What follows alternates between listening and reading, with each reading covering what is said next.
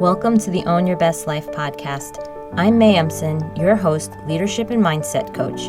Here, we talk all things spiritual, mindset, business, leadership, and wellness for the modern seeker who wants to align their life with purpose and inspiration. We'll cover career changes, stress management, meditation, energy, intuition, and more. Each episode holds spiritual and practical tools to help you live a life of your wildest dreams without getting burnt out along the way.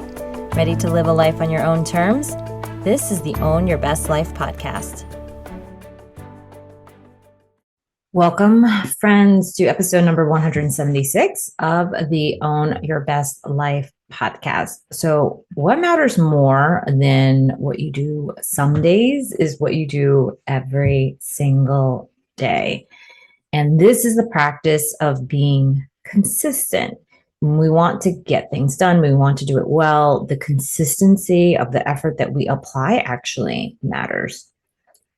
Yet we often find ourselves inconsistent. We see results that are less than desirable. And sometimes we even get those results, but they're feeling very temporary. So today's podcast on consistency is going to help you manage that roller coaster ride of figuring out how to handle the setbacks, the challenges. How do we actually cultivate more consistency in our lives? And if you want to consider any practice that you're starting to work with, there's usually some kind of a goal. We want to be better parents or better coworkers, maybe better leaders and bosses, better friends.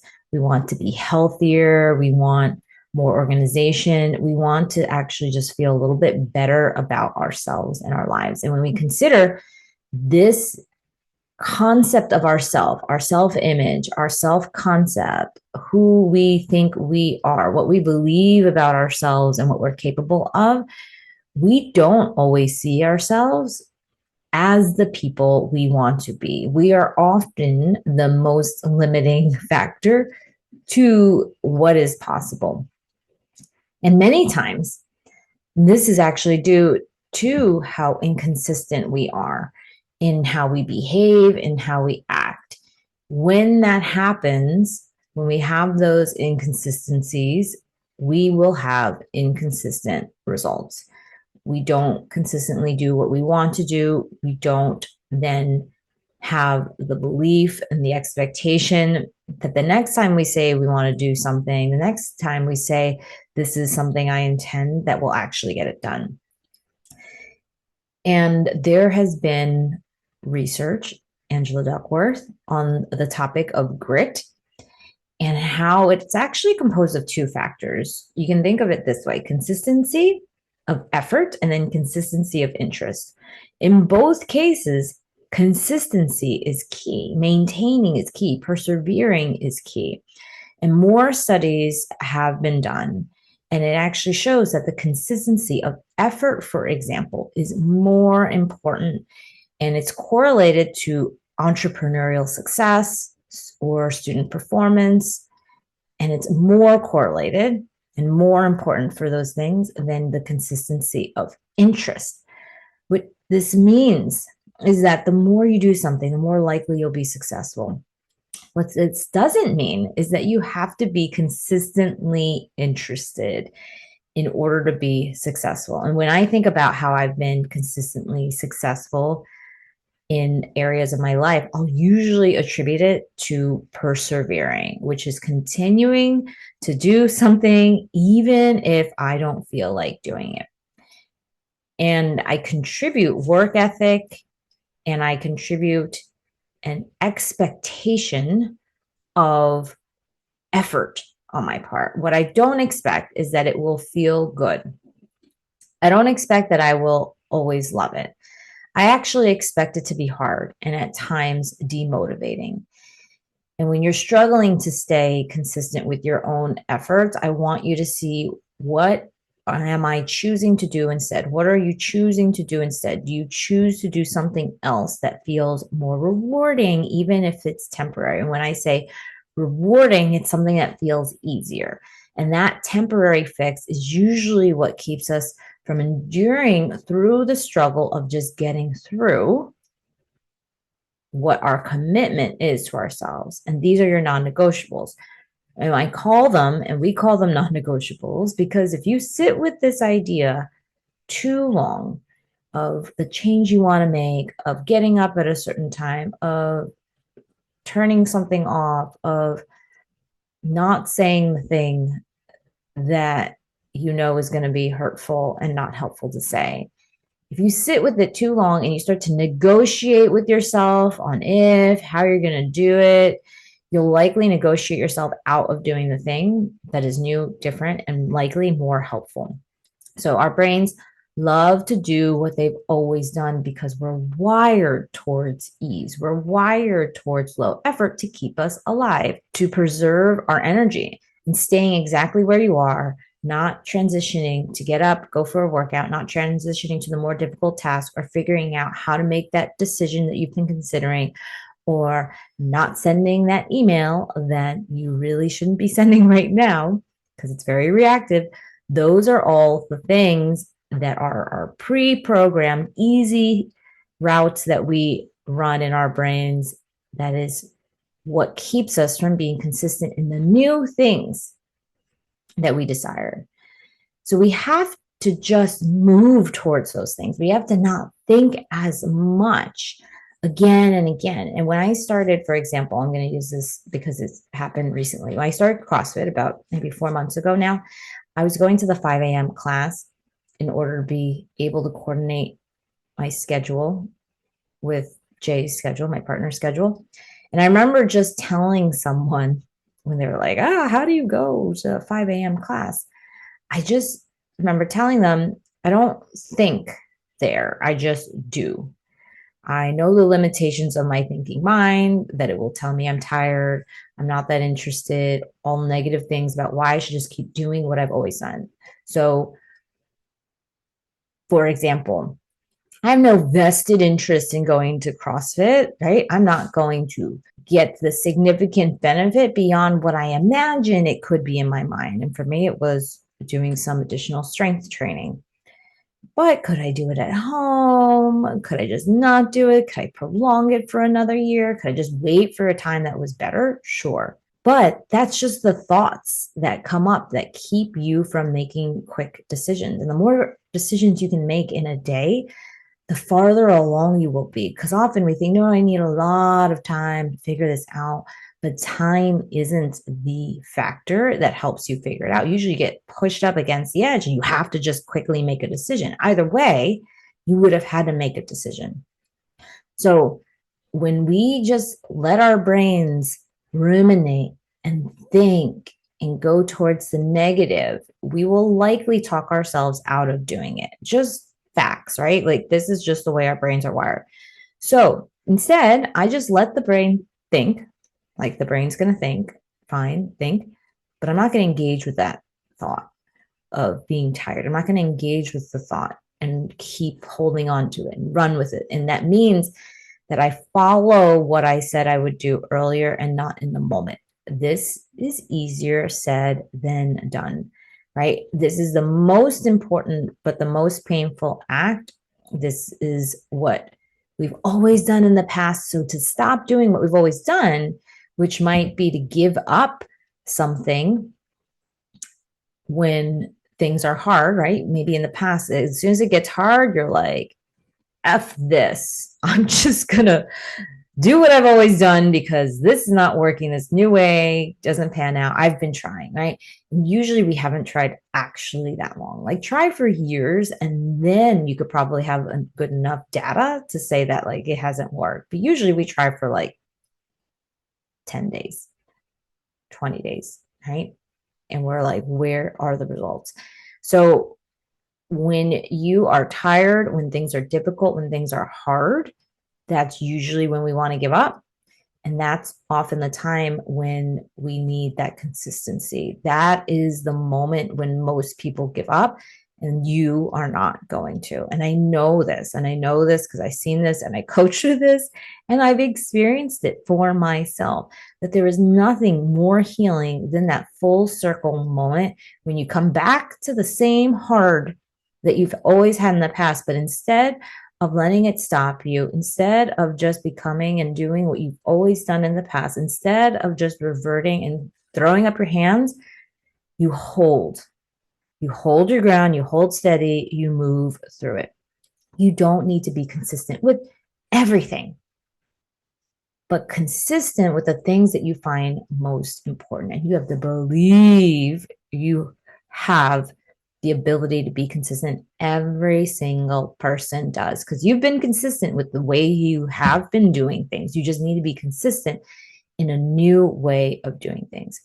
And so I want you to consider this low energy tactic that will satisfy your brain to say, okay, I'm going to do something that's not too hard, that's kind of easy, that will lower the energy output just the way that following all my old behaviors is easy. It's easy to just grab the thing, grab the drink, grab the snack, grab the whatever that we always have when we're with people. It's easy to revert to this to calm ourselves down when in fact we want to do something else. So I want to ask you this. What is the minimum that has to be achieved in order for you to have the life you want?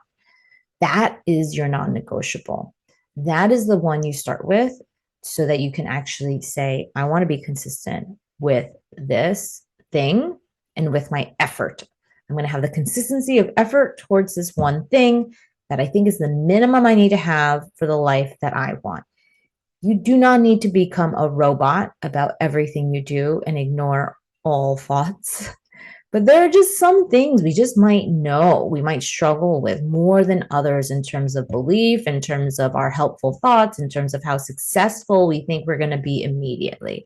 So if we think something might A, take a while, and B, know that effort matters, this is where you want to turn off that thinking mind and delegate your actions to your original plan. What that means is in the moment, just making it super easy for you to keep moving forward. That's why we sign up for things. That's why we pay for things. That's why we have things that start at certain times and end at certain times.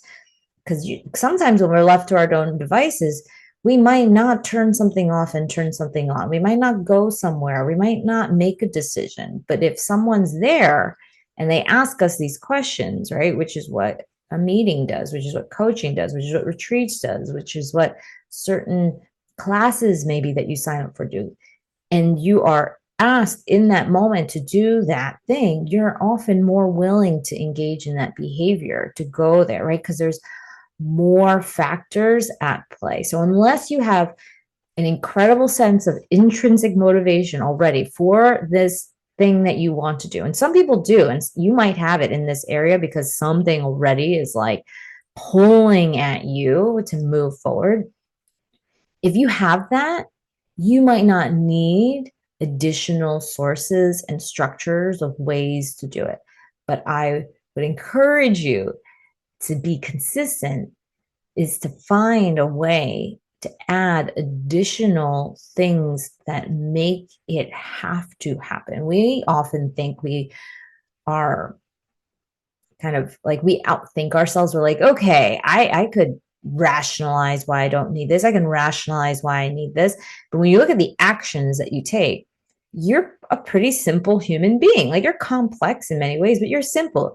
You like certain things, you don't like certain things. You do certain things, you don't do certain things. You respond in a certain way, and then you don't respond in a certain way. And so when we're trying to make some tweaks to that, we have to make it very simple for us to do it too. We have to make certain rules, non-negotiables, things where you stop using your thinking mind in the moment to say, well, do I do this? Do I work out every day? Do I work out today? That's a great example of something that I think many of you have either taken on or are considering, which is just moving your body every day, not thinking, is today the day that I move my body or is tomorrow the day? No, you just do it every day. Why? Because you're a human and humans move. Humans were meant to move. Why? Because not every movement has to be a HIIT workout or some long drawn out thing. You can move by walking. You can move by gentle exercises. but move. And having that requirement, make sure that that's just a basic part of your life. That is a building block, a non-negotiable, that is a minimum for the type of life that you desire. Immediate gratification usually gives us the motivation to do more. So that's why it's easier for us to commit to things that give us an immediate gratification. That's why, like, shopping for some people or checking things off to-do lists feels so good. Everything that is able to be done easily, quickly, sends dopamine through our system. And when I'm talking about immediate gratification, I want you to start to think, okay, I don't want immediate gratification in the ways that are not helpful. Why? Because they're diverting me from the things that take longer to do, like a big complex project or harder and longer goals that might take years. And I know many of you are like, years? I don't want to even do anything that takes years, but you might. Like, you might have it in you. There might be a part of your life where you're like, there's a yearly kind of goal or plan when we think about our family and our children. You're not just here for today. You'll be here tomorrow, you'll be here the next day, and there'll be evolution of their minds, their brains, their capacity to understand and to learn and to do certain things. And we want to be here for it all. So even that can be a long-term, bigger thing. And so the smaller we can make the tasks that we have to do to get started, the more consistent we're actually going to be. This is a huge unlock for those of you that find it's hard to get started and hard to do things and that you feel are very uncertain. This is why we procrastinate often, is because we feel these feelings of, I don't know, I'm not sure, I don't want to start something that I'm not aware of, what the result's going to be, and we put things off. So make it small. If you're trying to start, for example, a new morning ritual or this routine to get more work done for an hour before the world wakes up, just start with the smallest possible action. For example, decide what you want to do when you wake up. Just think that one thing. Sometimes it's not easy to do, to even think, what do I want to do? What is the most important thing for me to do in that 1 hour when I wake up? If I am trying to get some work done an hour before everything starts to happen. Try being consistent in just knowing what must get done. And what if that was enough for a day or a week, even to start? It's enough to work on deciding what you want to do. You don't even have to do the thing. You just have to make the decision every night before you wake up, what's important for you to take care of first thing in the morning. For most people, it's not actually that easy for them to answer this question because there's a litany of things that might need to be done. You might be in a season or a place where it is very, very clear that there's one thing that's really important to you, maybe a big project, a big goal, a thing that you're working on, maybe personally or professionally, that you just know needs extra time and attention. That would be your first thing. Then when that is consistent, when you're doing that thing, you can then work on not hitting the snooze button the next morning.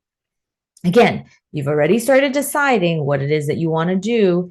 Now you just don't hit snooze. And this is something that feels so small. You can likely just do that. You're like, okay, all I have to do is not hit snooze. Maybe you won't even get to your next activity. Maybe you won't wake up on time, but don't hit snooze. And this is an example that you can just start to see that if you can break down that big, hard goal into smaller and smaller activities, you're going to overcome your own desires for gratification and then use them to your advantage. You just need to be able to see that it's possible. Many times we shame ourselves. We say, like, I should just have more discipline. I should just stop procrastinating. Why haven't I just banged this whole thing out in 20 minutes? Someone else has. Look at them. They can do it. Fine. Yeah, that's your reality. Right now, this is the case. Maybe someone can, and maybe you can't, or you haven't, right? But it doesn't mean that you can't start. It doesn't mean that there won't be another try. It does not mean you give up now.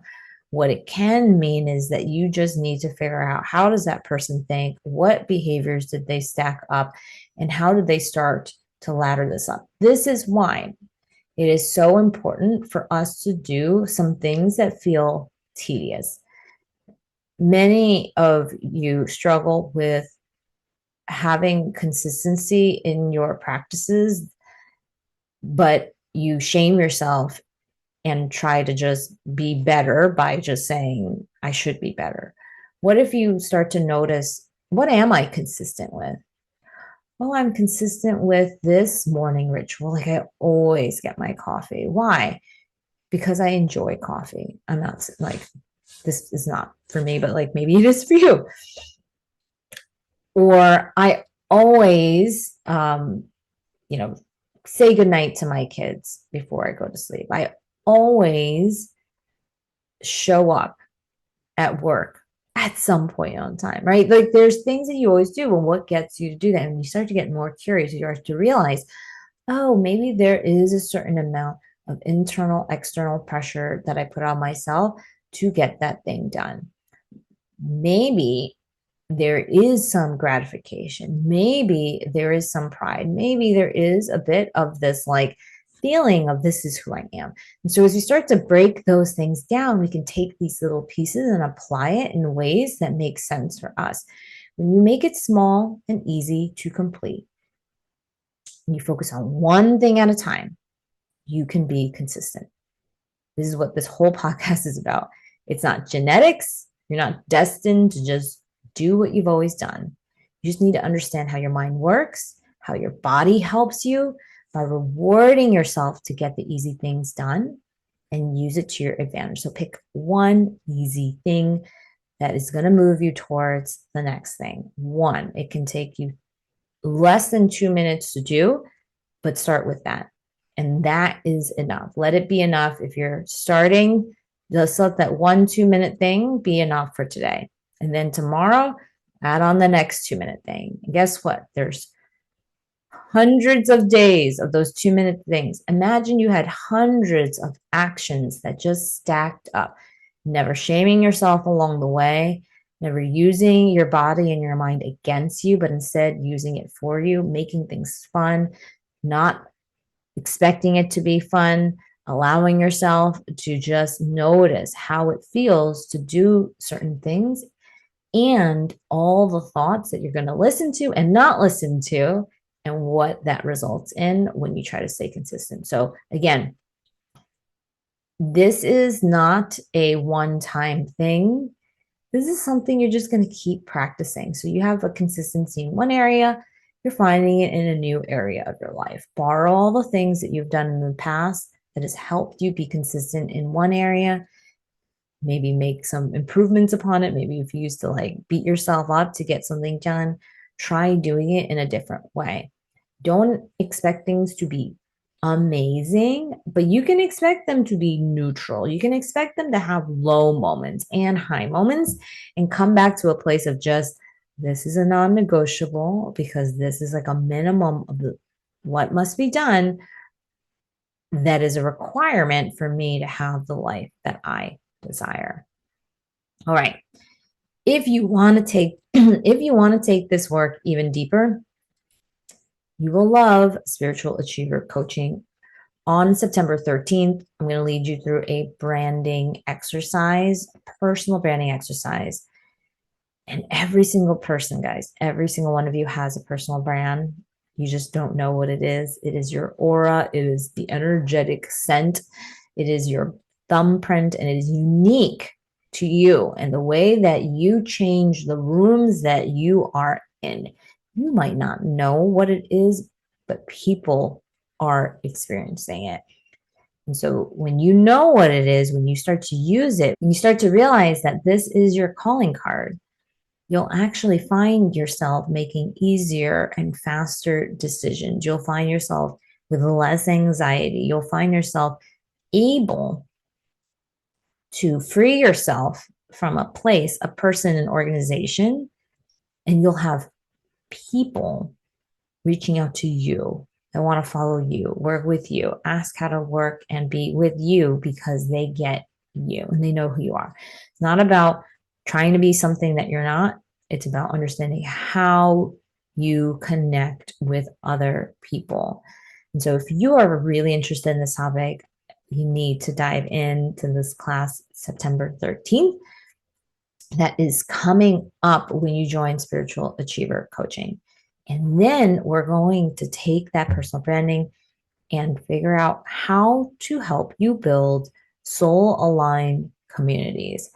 I never thought that all the people that I work with now, that I'm friends with now, that I connect with now, and that are clients and follow me now would have appeared if I didn't have the ability to show up consistently and publicly, which is why consistency is important, personal branding is important, and then creating these communities.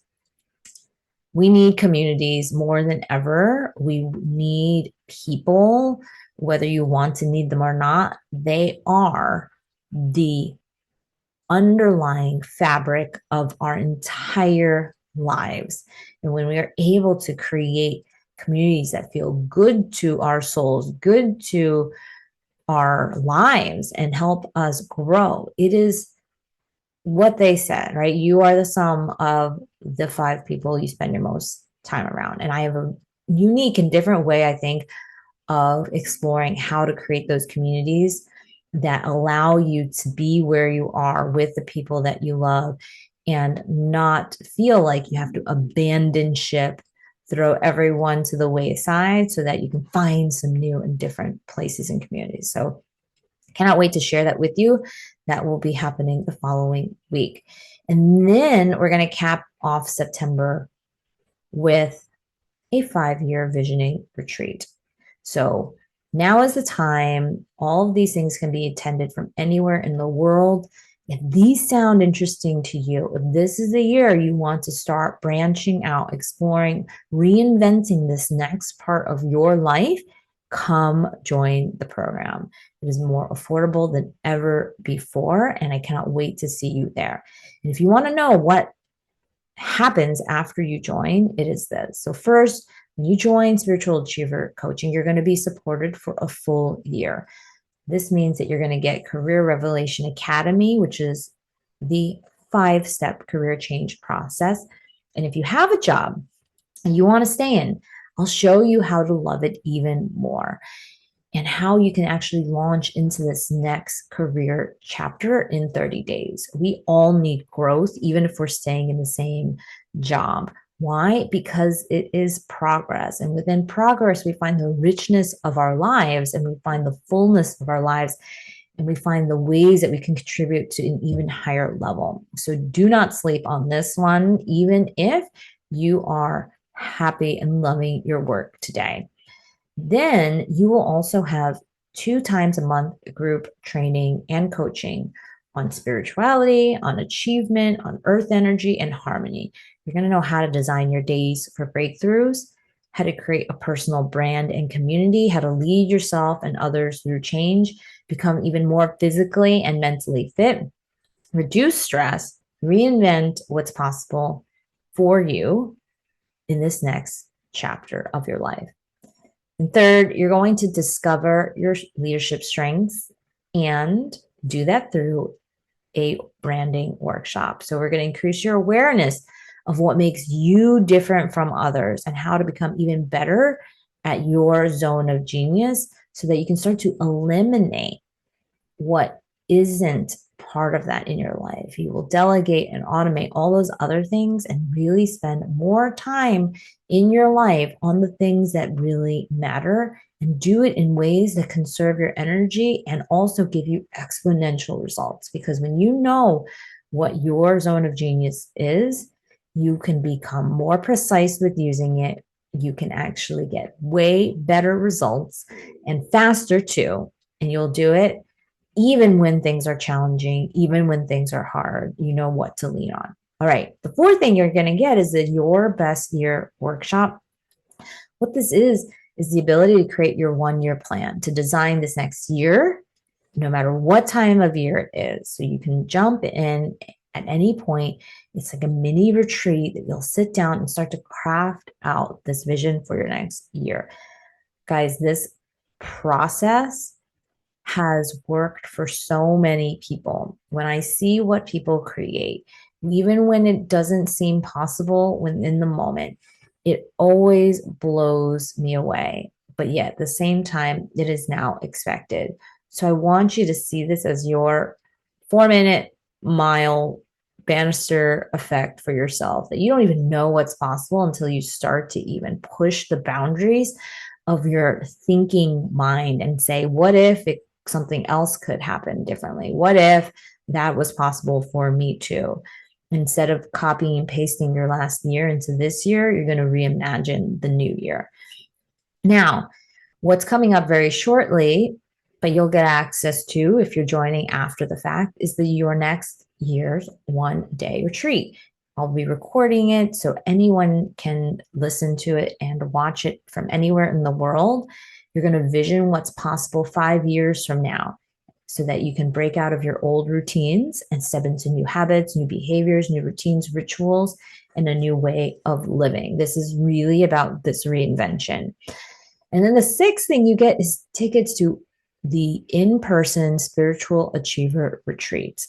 Accommodations are not included, and these are highly immersive and intimate gatherings where you get to spend time with me live in person for days on end. We will be spending time in nature. We will experience energy work. It's something that you will find is very healing and rebalancing to your state of being.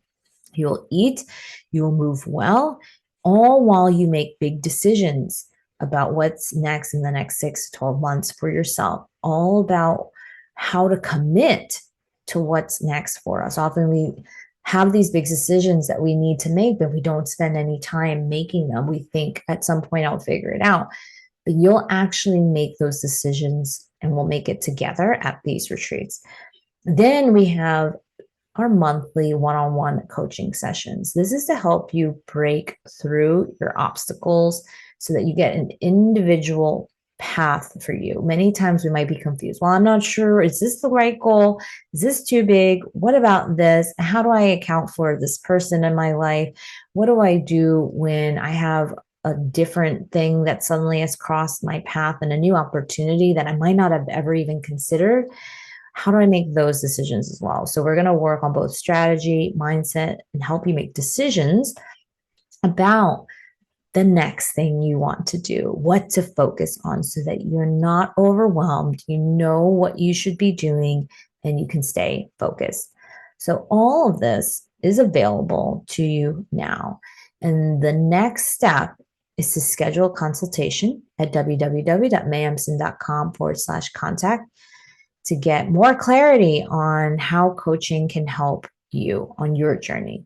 And once you're accepted into the program, you're going to receive a calendar invite for these 2-hour deep dive one-on-one sessions that you're going to have. So it's a 2-hour session. It's your first session. We're going to map out your personal goals and your long journey. You're going to have immediate access to the Spiritual Achiever process and the philosophy. So how to achieve the biggest goals and reinvent your life. And then you're going to also have immediate access to 5 modules of Career Revelation Academy. So you can love your career even more and launch that next chapter in 30 days. And you're going to get the calendar invites for the upcoming group calls and retreats. So this next round starts on September 13th. It will be recorded. So even if you join right after, do not fear, there is still time.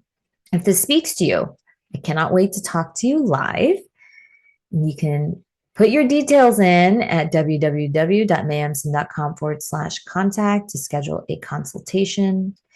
And we're going to figure out what's next. We're going to actually go and do it. And we're going to live out this next chapter of our lives with more energy, with more vitality, with more fun, passion, and good old fashioned get it done so that you actually see results in your life. So I can't wait for this with all of you. I love you guys. I hope you have an amazing rest of your week, and I'll talk to you next time. Thanks so much for joining us this week on Own Your Best Life. Make sure to subscribe to the show on iTunes or wherever you listen to podcasts so that you'll never miss a show. And while you're at it, can you please rate and review on iTunes? I would so appreciate it. Share it with a friend, take a screenshot of it, and tag @MayEmson. This helps continue to get the word out. For more show notes and resources, check out www.mayemson.com. You'll have all the links to everything you heard here today. Thanks so much for listening. It's time to own your best life.